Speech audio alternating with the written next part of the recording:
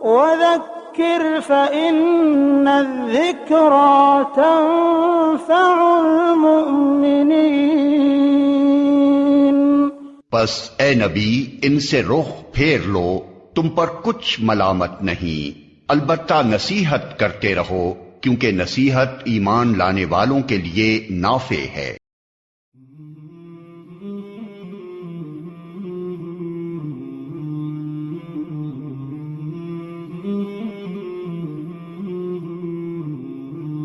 مولاي صل وسلم دائما أبدا على حبيبك خير الخلق كلهم۔ مولاي صل وسلم دائما أبدا على حبيبك خير الخلق كلهم۔ الحمد لله نحمده ونستعينه ونستغفره ونؤمن به ونتوكل عليه ونعوذ بالله من شرور أنفسنا ومن سيئات أعمالنا، من يهده الله فلا مضل له ومن يضلله فلا هادي له، ونشهد أن لا إله إلا الله وحده لا شريك له، ونشهد أن سيدنا ومولانا محمدا عبده ورسوله صلی اللہ علیہ وعلى آلہ وصحابہ وبارک وسلم تسلیما کثیرا کثیرا، اما بعد، فقد قال اللہ تعالی فی کلامہ المجید والفرقان الحمید، اعوذ باللہ من الشیطان الرجیم، بسم اللہ الرحمن الرحیم، وَأَعِدُّوا لَهُم مَّا اسْتَطَعْتُم مِّن قُوَّةٍ وَمِن رِّبَاطِ الْخَيْلِ تُرْهِبُونَ بِهِ عَدُوَّ اللَّهِ وَعَدُوَّكُمْ وَآخَرِينَ مِن دُونِهِمْ لَا تَعْلَمُونَهُمْ اللَّهُ يَعْلَمُهُمْ وَمَا تُنفِقُوا مِن شَيْءٍ فِي سَبِيلِ اللَّهِ يُوَفَّ إِلَيْكُمْ وَأَنتُمْ لَا تُظْلَمُونَ۔ وعن ثوبان رضي الله تعالى عنه قال قال رسول الله صلى الله عليه وسلم: يوشك الأمم أن تداعى عليكم كما تداعى الأكلة إلى قصعتها، فقال قائل: من قلة نحن يومئذ، قال لا، بل أنتم كثير يومئذ ولكنكم غثاء كغثاء السيل، وَلَيَنزِعَنَّ اللَّهُ مِنْ صُدُورِ عَدُوِّكُمُ الْمَهَابَةَ وَلَيَقْذِفَنَّ اللَّهُ فِي قُلُوبِكُمُ الْوَهْنَ، قال وما الوهن يا رسول الله؟ قال رسول الله صلى الله عليه وسلم: حب الدنيا وكراهية الموت، او کما قال علیہ الصلاۃ والتسلیم۔ معزز سامعین، بزرگوں اور میرے عزیز ساتھیوں، آج ہماری زندگی کا محور، مقصد، منشا اور زندگی کا حاصل یہ ہے کہ پوری زندگی ہم ایک کھوٹے میں بند کر کے اس میں گھومتے رہتے ہیں کہ کہاں سے ہمارے پاس مال آئے، کہاں سے ہمارے پاس دولت آئے، کہاں سے ہمارے ہاتھ خزانہ لگے۔ ہر وقت ہمارے اندر ہائے پیسہ، ہائے پیسہ، ہائے دولت، ہائے مال، اسی کی جو ہے ورد جاری رہتا ہے۔ اس سے آگے بڑھ کر دنیا کے اندر کیا ہو رہا ہے، کیا ہونے والا ہے، کیسی کیسی سازشیں تیار کی جا رہی ہے، کیسے کیسے تباہی کے سامان ہمارے لیے مہیا کرائے جا رہے ہیں، اس کے بارے میں سوچنا، غور و فکر کرنا تو درکنار، اس کی طرف ہم توجہ دینے کی بھی زحمت گوارا نہیں کرتے۔ یہ ہماری زندگی کا معمول بنا ہوا ہے. ایسی غفلت والی زندگی یہ کسی زندہ قوم کی نشانی نہیں ہو سکتی. بالفاظ دیگر یوں کہا جائے کہ آج یہ قوم مر چکی ہے، مردہ ہو چکی ہے.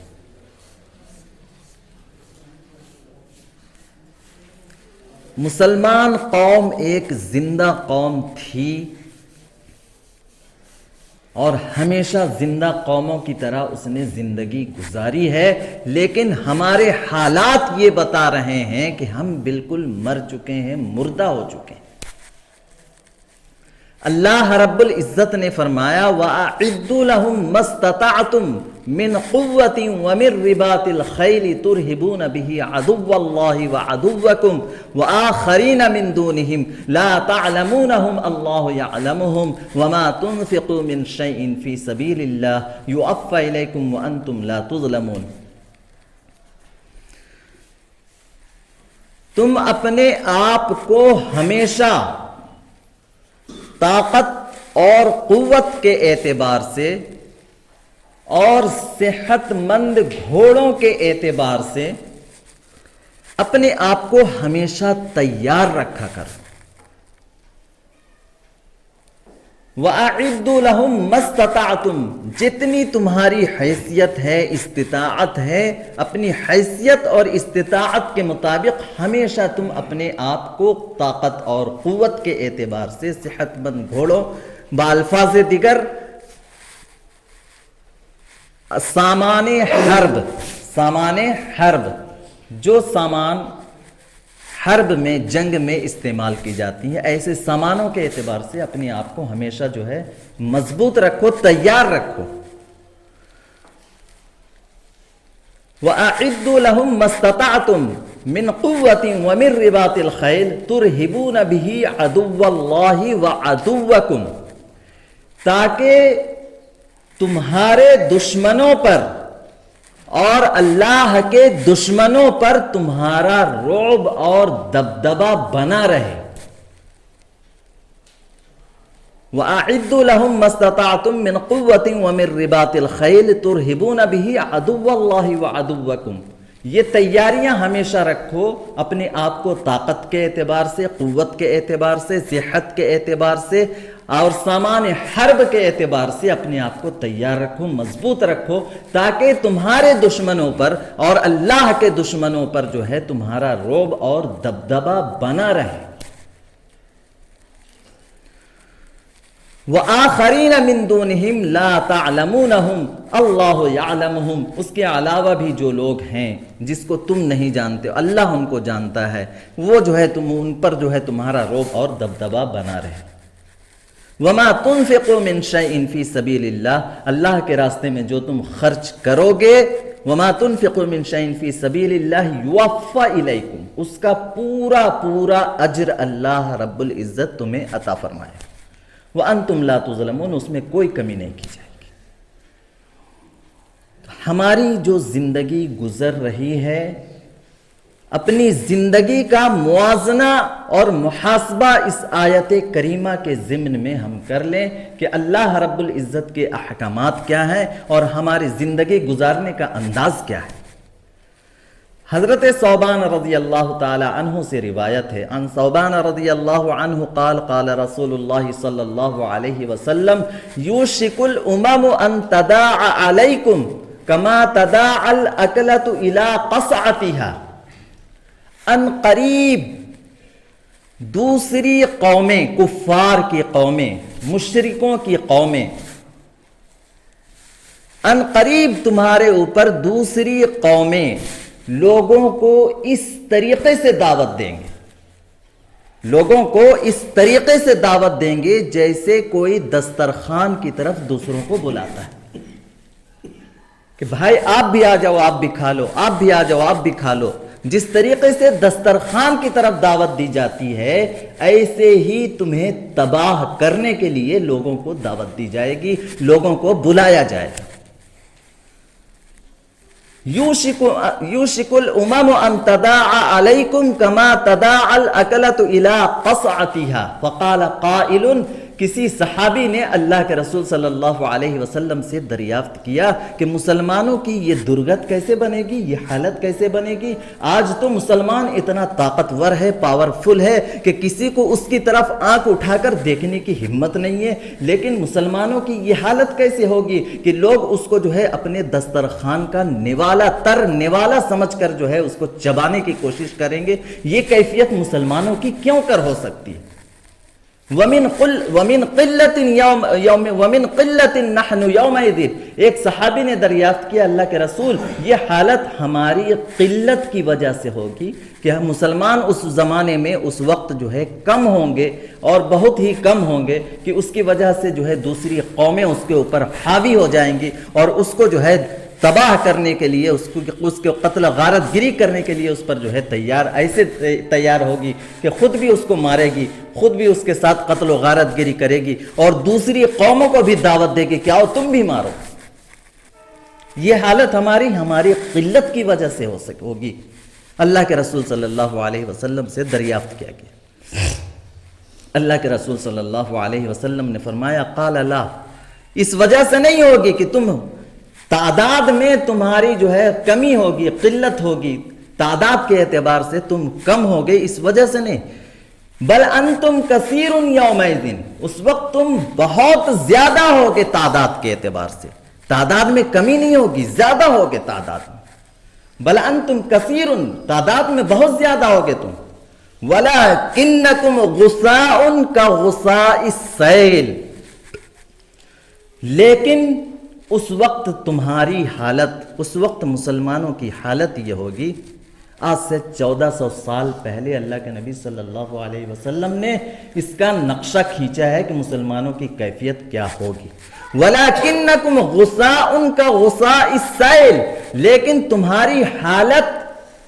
سیلاب میں جو پانی کا بلبلہ جو ہوتا ہے،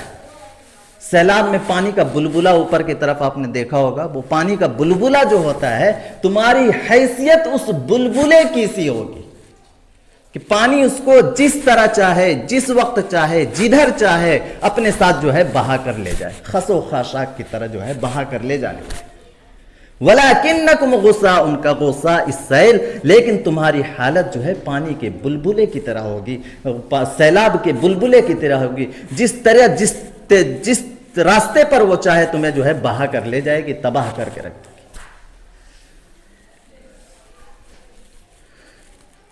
وَلَكِنَّكُمْ غُثَاءٌ كَغُثَاءِ السَّيْلِ وَلَيَنزِعَنَّ اللَّهُ مِن صُدُورِ عَدُوِّكُمُ الْمَحَابَةَ مِنكُمْ،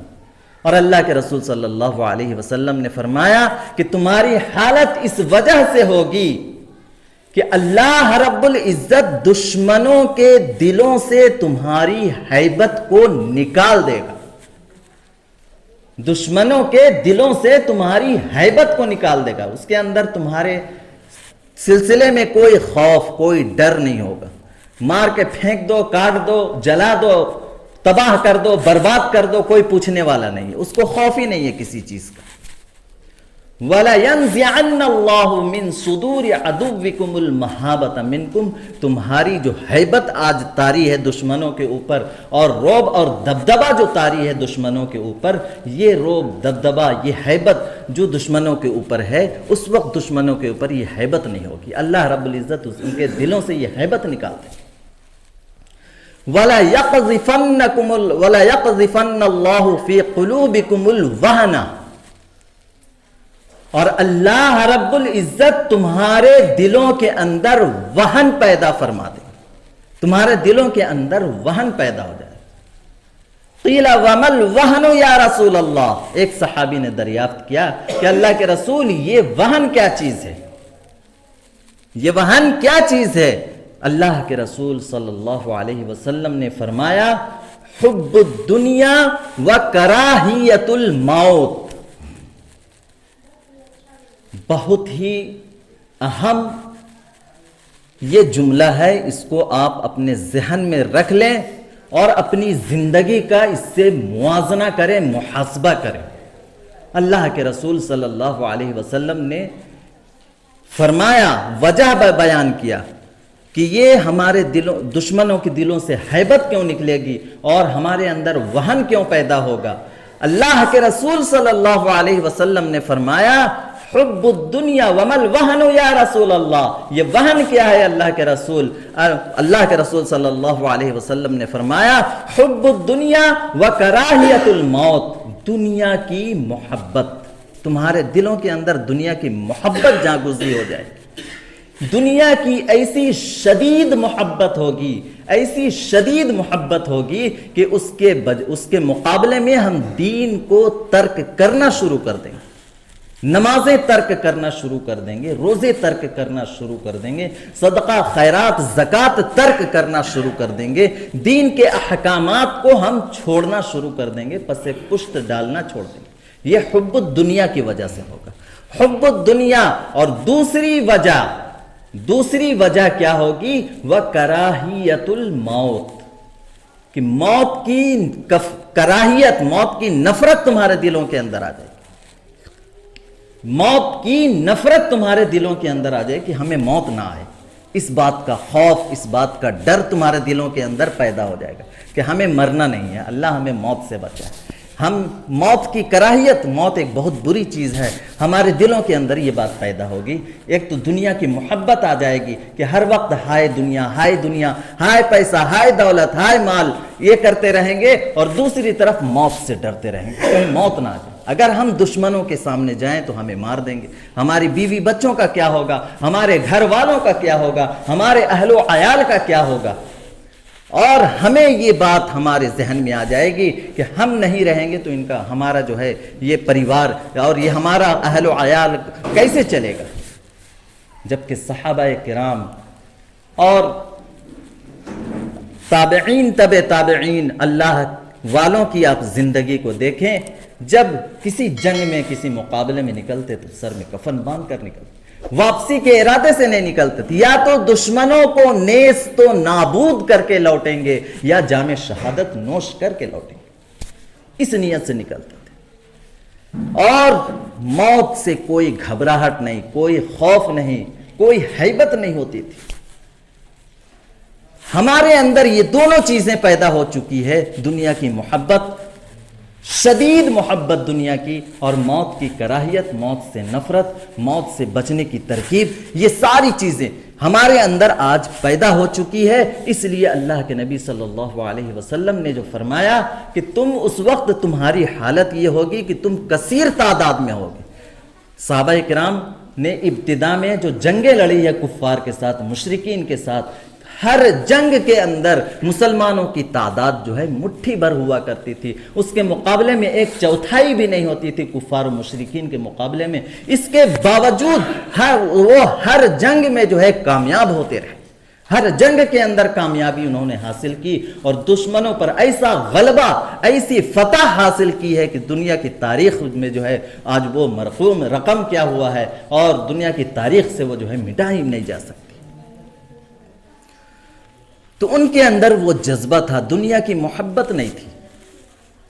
دنیا کو وہ اپنی ٹھوکروں پر رکھا کرتے تھے، دنیا کو وہ اپنی ٹھوکروں پر رکھا کرتے تھے، اور موت کی آنکھوں میں آنکھیں ڈال کر دیکھا کرتے تھے۔ ایسی بے باکی کے ساتھ وہ مقابلہ کرتے تھے تو دشمنوں کی صف در صف کو جو ہے تہہ تیغ کر دیا کرتے تھے۔ دنیا ہماری ضرورت ہے، ضرورت کے تحت ہم استعمال کریں، لیکن دنیا کی محبت کو اپنے دلوں کے اندر داخل نہیں ہونا دیں۔ دنیا کی محبت جہاں دلوں کے اندر داخل ہو گئی، جاگزی ہو گئی، تو پھر ہماری حیثیت بالکل ختم ہو جائے گی، ہم مردوں کی صفوں میں جو ہے آ جائیں، مردوں کی صفوں میں ہم آ جائیں۔ تو میرے محترم بزرگوں، دوستو، یہ اسلام، یہ دین اسلام جو ایک آفاقی مذہب ہے، آج اس دین کو، اسلام کو بدنام کرنے کی، مسلمانوں کو برباد کرنے کی، تباہ کرنے کی طرح طرح کی سازشیں، طرح طرح کے مکر جو ہے یہ دشمن کر رہے ہیں، اور ہم جو ہے خواب غفلت میں پڑے ہوئے ہیں، اور لمبی تان کر کے ہم سو رہے ہیں، ہمیں اس سے کوئی واسطہ نہیں، کوئی مطلب نہیں۔ اللہ کے رسول صلی اللہ علیہ وسلم کی بعثت سے قبل عرب کا جو حال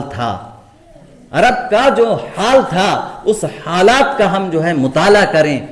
ایسے جابر وحشی درندے قسم کے لوگ اس وقت موجود تھے جس کے اندر نہ تو کسی کے جان کی جو ہے کوئی قیمت تھی، نہ کسی کے مال کی کوئی قیمت تھی، نہ کسی کی آبرو کی کوئی قیمت تھی۔ وہ ان کے لیے ایسی شدید جنگیں ان کے یہاں ہوا کرتی، معمولی سی باتوں پر، معمولی باتوں پر ایسی شدید جنگیں ہوا کرتی تھی، انتقام ایسا لیا جاتا تھا کہ ایک معمولی سی بات پر ایک جنگ جو ہے کئی سال تک جو ہے چلتا تھا،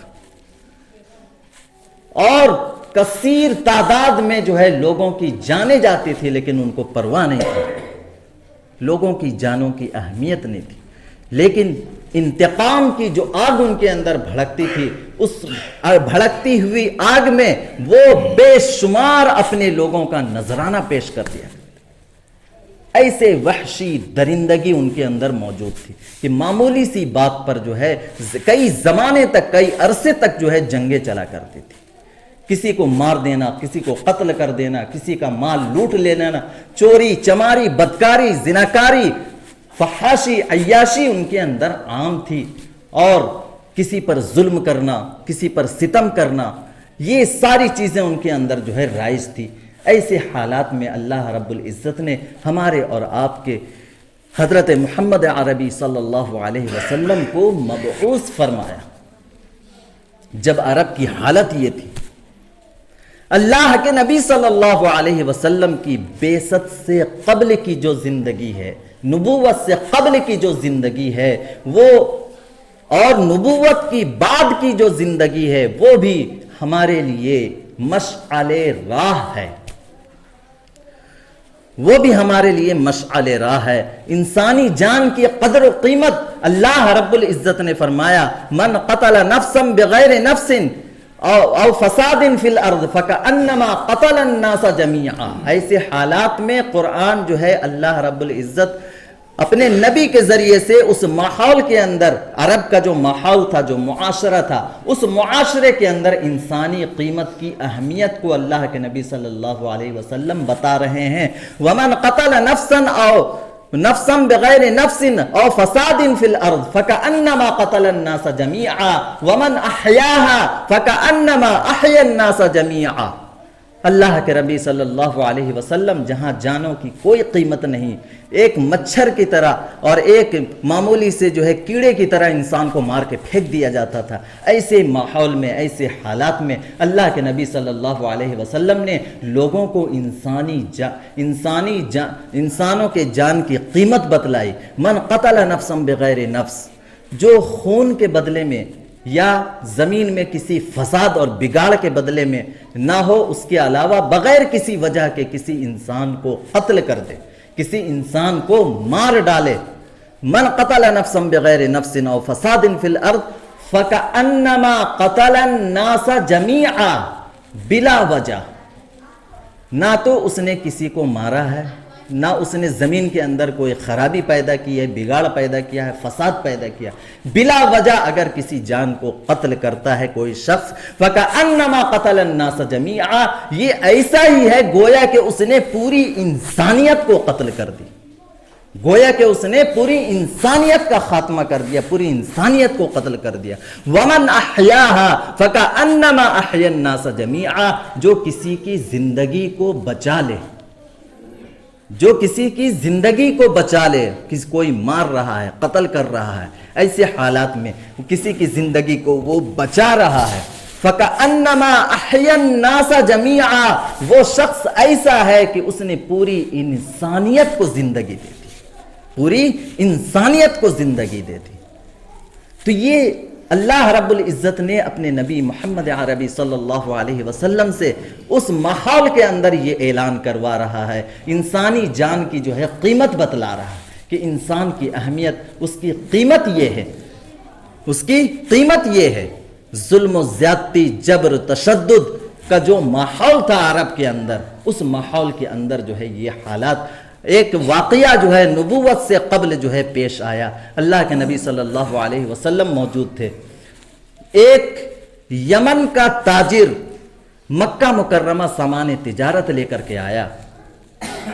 اور وہ سامان تجارت مکہ کا ایک سردار تھا عاص بن وائل، اس نے وہ سارا سامان و تجارت اس سے لے لیا اور اس کا حق دینے سے اس نے انکار کر دیا۔ یہ زیادتی ہے، ظلم ہے۔ ایک شخص اپنا سامان آپ سے فروخت کر رہا ہے، وہ سامان آپ لے کر اس کی قیمت اس کو ادا کریں، ادا نہیں کر رہے ہیں تو آپ ظالم ہیں، ظلم کر رہے ہیں۔ اب یہ شخص پریشان ہوا، مکہ کے سرداروں سے اس نے ملاقاتیں کی کہ بھائی میرے ساتھ یہ معاملہ پیش آیا، مجھے میرا حق دلوایا جائے، لیکن مکہ کا چونکہ عاص بن وائل بڑا سردار تھا، اس لیے دوسرے سرداروں نے بھی اس کی حمایت کرنے سے جو ہے انکار کر دیا۔ آخر کار وہ پہاڑی پر چڑھ کر جو ہے اس نے کچھ چند اشعار پڑھے اور اپنے اوپر ظلم جو ہوا تھا اس کو جو ہے اس نے بیان کیا۔ حضرت زبیر ابن عبد المطلب جو ہے اس وقت تمام لوگوں کو انہوں نے جمع کیا، تقریباً مکہ کے جو ہے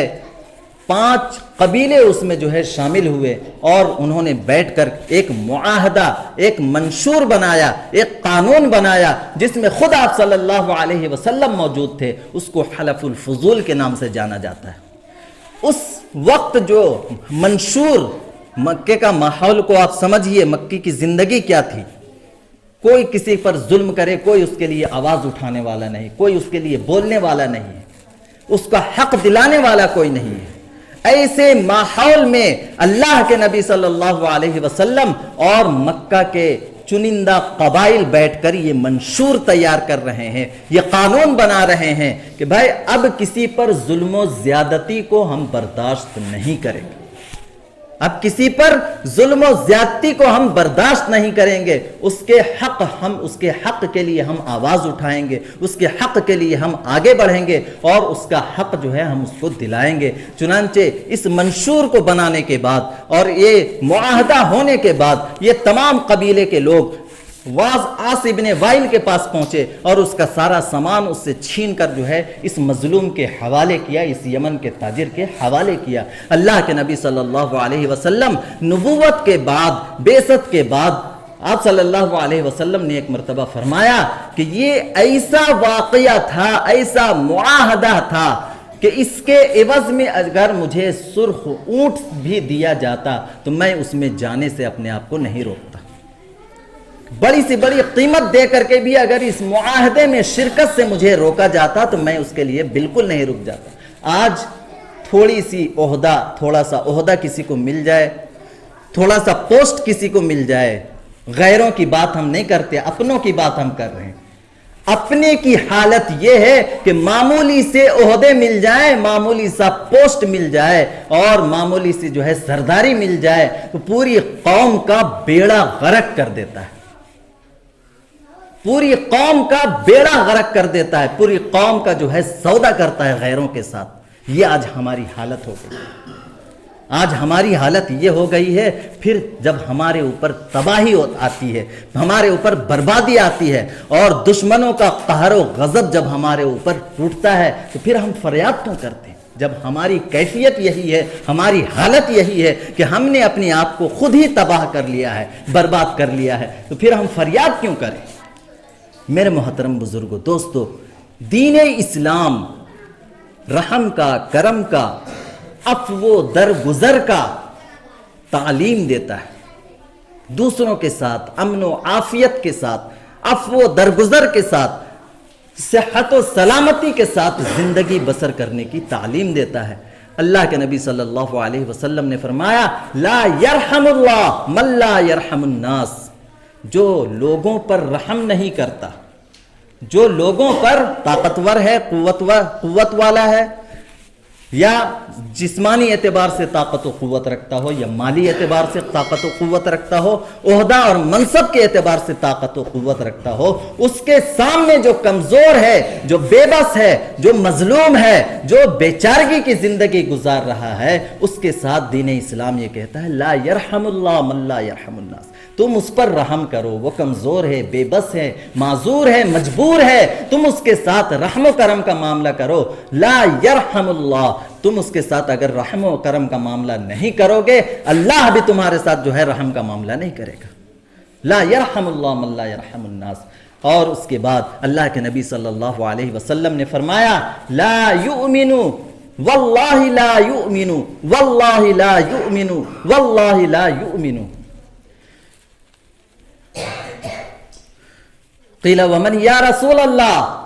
اللہ کے نبی صلی اللہ علیہ وسلم نے فرمایا خدا کی قسم وہ مومن نہیں ہے، خدا کی قسم وہ مومن نہیں ہے، خدا کی قسم وہ مومن نہیں ہے. 3 مرتبہ اللہ کے نبی صلی اللہ علیہ وسلم نے فرمایا کہ خدا کی قسم وہ مومن نہیں ہے. صحابہ کرام نے دریافت کیا قیل ومن یا رسول اللہ، اللہ کے رسول کون شخص ہے وہ جس کو آپ مومن نہیں کہہ رہے ہیں؟ کون شخص ہے جس کو آپ مومن نہیں کہہ رہے ہیں؟ قال، اللہ کے نبی صلی اللہ علیہ وسلم نے فرمایا من لا یامن جارہ بوائقہ، وہ شخص خدا کی قسم مومن نہیں ہے کہ اس کا پڑوسی، جس کا پڑوسی اس کی ایذاؤں سے، اس کے ظلم سے، اس کے ایذا رسانی سے محفوظ نہ ہو، ایسا شخص خدا کی قسم مومن نہیں ہے. اللہ کے نبی صلی اللہ علیہ وسلم کا فرمان سنیں اور ایک طرف اپنی حالت کا ہم اندازہ لگائیں کہ ہمارے آس پاس میں جو لوگ بھی ہیں کوئی ہمارے ظلم و زیادتی سے محفوظ نہیں، کوئی ہمارے ظلم و زیادتی سے محفوظ نہیں ہے. طرح طرح کی زیادتی ظلم میں ہم آج ملوث ہیں. اللہ کے نبی صلی اللہ علیہ وسلم ایک مرتبہ نے 3 مرتبہ قسم کھا کر کے فرما رہے ہیں خدا کی قسم وہ مومن نہیں جس کا پڑوسی اس کی زیادتی سے، اس کے ظلم سے جو ہے محفوظ نہ ہو. پڑوسیوں کے لیے ایثار، قربانی کا جذبہ ہونا چاہیے. ہمیشہ اس کے ساتھ رحم و کرم کا، عافیت کا اور اس کے ساتھ نصرت کا معاملہ ہونا چاہیے. اس کی مدد میں ہمیشہ تیار رہنا چاہیے. تو ہماری زندگی تو یہ ہونی چاہیے، لیکن زندگی آج ہماری جو ہے اس کے برعکس گزر رہی ہے کہ ہم آج اس کو ایذا پہنچانے میں، تکلیف پہنچانے میں لگے ہوئے کہ کسی طریقے سے اگر وہ ترقی کرتا ہوا نظر آتا ہے کہ ہمارا پڑوس میں جو رہ رہا وہ ترقی کر رہا ہے، کافی مال و دولت ہے، دین کی بھی اس کے اندر جو ہے، دنیا کی بھی جو ہے، دنیا بھی زیادہ اس کے پاس ہے، دین بھی زیادہ اس کے پاس ہے، اب ہمارے اندر جو ہے حسد، بغض، عناد ہمارے اندر پیدا ہوتا ہے کہ کسی طریقے سے ہم اس کو جو ہے ذلیل کریں، کسی طریقے سے ہم اس کو جو ہے رسوا کریں. اس فکر میں ہم اپنی زندگی جو ہے برباد کرنے لگتے ہیں. تو میرے محترم بزرگوں، دوستو، یہ تعلیمات ہیں اسلام کی، یہ اسی اسلام کی تعلیمات ہے جس کو آج دنیا کے چند لوگ جو ہے دہشت گردی سے تعبیر کر رہے ہیں کہ یہ اسلام جو ہے دہشت گردی کی تعلیم دیتا ہے. ہمارے نبی کی تعلیمات تو یہ ہے. اپنی کم علمی کی وجہ سے، اپنی نادانی کی وجہ سے، اپنی دشمنی کی وجہ سے، اپنی عناد کی وجہ سے آج اسلام کو بدنام کرنے کی کوشش کی جا رہی ہے. اور ہم اپنے اخلاق و کردار سے، اپنے معاملات سے اور اپنے حالات سے ان کی معاونت کر رہے ہیں، ان کی مدد کر رہے ہیں. ہم یہ ثابت کر رہے ہیں کہ ہم واقعتاً یہ مسلمان جو ہے اس طریقے سے دہشت گردی کی زندگی گزارے، کیونکہ ہمارے حالات، ہماری زندگی وہ نہیں ہے جو اسلام کی تعلیم کے مطابق ہو، آپ صلی اللہ علیہ وسلم کے فرمان کے مطابق ہو. آپ صلی اللہ علیہ وسلم کے اور دین اسلام کی تعلیمات کے مطابق اگر ہماری زندگی گزرتی تو آج دشمنوں کو یہ حوصلہ نہیں ہوتا کہ وہ ہمیں بدنام کرتے اور اسلام کو جو ہے ہمارے ذریعے سے بدنام کرنے کی کوشش کرتے. تو میرے محترم بزرگوں، دوستو، جو دین اسلام رحم و کرم کا، عفو و درگزر کا، اخلاق و کردار کی تعلیم دیتا ہے، ایسے دین اسلام جو ایک آفاقی مذہب ہے پوری دنیا کے لیے، جس کو آپ صلی اللہ علیہ وسلم لے کر مبعوث ہوئے، بھیجے گئے، رحمت للعالمین بنا کر بھیجے گئے، پوری انسانیت کے لیے رحمت للعالمین بنا کر بھیجے گئے. آج اسی مذہب کو، اسی دین کو ہم اپنے کردار سے جو ہے بدنام کرنے کی کوشش کر رہے ہیں. دشمن کا تو کام ہی وہی ہے کہ وہ بدنام کرے، لیکن ہم خود بھی آج اس میں شامل ہیں کہ ہم اپنے اخلاق و کردار و معمولات سے اس کو جو ہے بدنام کرنے کی کوشش کر رہے ہیں. میرے محترم بزرگوں، دوستو، یہ مسلمانوں کے اوپر جو حالات ہیں، جو تشدد کے حالات ہیں اور مسلمانوں کے اوپر جو جبر و اکراہ، ظلم و تشدد کیا جا رہا ہے، اس کی وجہ یہی ہے کہ ہم نے اسلامی تعلیمات کو پس پشت کر دیا، پس پشت ہم نے ڈال رکھا. ایسی غفلت والی زندگی ہماری گزر رہی ہے. نوجوانوں کے حالات آپ دیکھیں، کسی گلی نکڑ پر دیکھ لے، کونے خدرے پر اب جھانک کر دیکھ لے، ہر طرف ایسی غفلت اور ایسے استغراق میں جو ہے وہ موبائل کے اندر ملوث ہے اور مبتلا ہے کہ اس کو دنیا وما فیہا سے کوئی مطلب نہیں ہے۔ ہوا چل رہی ہے، آندھی آ رہی ہے، تیز بارش آ رہی ہے، لیکن اس سے کوئی مطلب نہیں۔ وہ ایک خطرناک قسم کی بیماری میں، مرض میں مبتلا ہے۔ موبائل اور موبائل کے جو واہیات قسم کے جو اس کے موبائل کے اندر ہیں، وہ ساری چیزوں کے اندر ایسے مبتلا ہے کہ اس کے علاوہ اس کو دنیا اور اس وما فیہا سے کوئی مطلب نہیں۔ ایسی زندگی، غفلت کی زندگی ہم اور ہمارے بچے، ہمارے نوجوان نسلیں اگر گزاریں گے تو ہماری حالت کیا ہوگی؟ اپنے آپ کو ہمیں سنبھالنا ہوگا، اپنے آپ کو ہمیں سنبھالنا ہوگا۔ وَأَعِدُّوا لَهُم مَّا اسْتَطَعْتُم مِّن قُوَّةٍ وَمِن رِّبَاطِ الْخَيْلِ تُرْهِبُونَ بِهِ عَدُوَّ اللَّهِ وَعَدُوَّكُمْ۔ اپنے آپ کو تم تیار رکھو۔ یہ اللہ رب العزت کا یہ فرمان ہے۔ اپنی قوت کے اعتبار سے، طاقت کے اعتبار سے اور سامان حرب کے اعتبار سے اپنے آپ کو ہمیشہ تیار رکھو۔ تو آج گاجر مولی کی طرح جو ہے پوری قوم کو جو ہے تہہ تیغ کر دیا جا رہا ہے۔ کوئی مدافعت کرنے والا نہیں، کوئی مدافعت کرنے والا نہیں۔ ایسے مار کھاتے ہیں جس طریقے سے جانوروں کو ایک لائن میں کھڑا کر کے جو ہے مار دیا جائے، ایسے مار کھاتے ہیں۔ حب الدنیا و کراہیت الموت، دنیا کی محبت ہے اور موت کی کراہت ہے، یاس ہے، امید لگائے بیٹھے ہیں کہ دشمن مجھے معاف کر دے گا، چھوڑ دے گا۔ یہ دنیا کی محبت کی وجہ سے ہے۔ اگر دین اسلام سے محبت ہوتی تو وہ دشمن کے سامنے سینہ سپر ہو کر ڈٹ کر مقابلہ کرتا، ڈٹ کر مقابلہ کرتا اور اللہ کے حضور اپنی جان کا نذرانہ پیش کر دیتا کہ یہ جان جو تو نے عطا کیا ہے مولا کریم، آج تیری راہ میں تیرے لیے میں یہ نظر کر رہا ہوں۔ اسلام اور مسلمانوں کے تحفظ کے لیے میں اپنی جان کا نذرانہ پیش کر رہا ہوں۔ میرے محترم بزرگوں، دوستو، خود اپنے آپ کو سنبھالے، اپنی نسلوں کو ہم سنبھالے۔ سب سے بڑی تباہی آج موبائل کے ذریعے سے ہمارے اندر آ رہی ہے اور دشمنوں نے یہ سازش اسی لیے بنائی ہے، یہ تیار اسی لیے کیا ہے تاکہ پوری قوم جو ہے، پوری قوم کا بیڑا غرق ہو جائے، پوری قوم جو ہے تباہ ہو جائے۔ جب گناہ کے اندر، بے انتہا گناہوں کے اندر انسان ملوث ہو جاتا ہے تو اس کے اندر خوف، دہشت اور بزدلی پیدا ہوتی ہے۔ لیکن جب اللہ کے قرب حاصل ہوگی، اللہ کی بارگاہ میں آئے گا تو پھر وہ انسان جو ہے انسانیت کی میراث تک پہنچے گا۔ اس کے اندر طاقت ہوگی، قوت ہوگی، حوصلہ ہوگا، عزم ہوگا اور دنیا کو سر کرنے کا وہ جو ہے ارادہ رکھے گا۔ تو میرے محترم بزرگوں، دوستو، خود اپنے آپ کو ہم بچائیں، اپنی نسلوں پر خصوصی توجہ دینے کی ضرورت ہے۔